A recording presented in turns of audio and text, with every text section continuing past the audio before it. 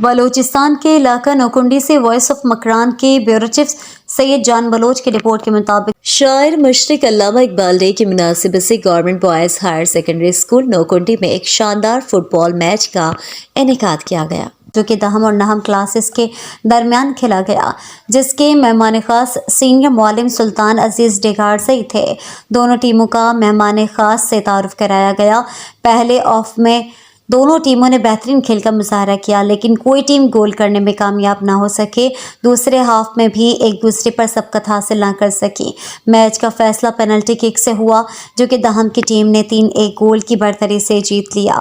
Winner اور runner ٹیموں میں اسکول پرنسپل حافظ غلام اللہ نے ٹرافی تقسیم کیے۔ اس موقع پر اسکول کے اساتذہ اور طلبہ کی ایک بڑی تعداد موجود تھی۔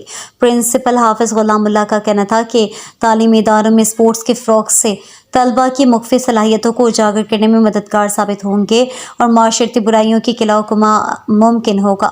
انہوں نے شاعر مشرق علامہ اقبال کی شخصیت اور مملکت خداداد کے حصول کے لیے ان کی مفکرانہ کردار پر روشنی ڈالی۔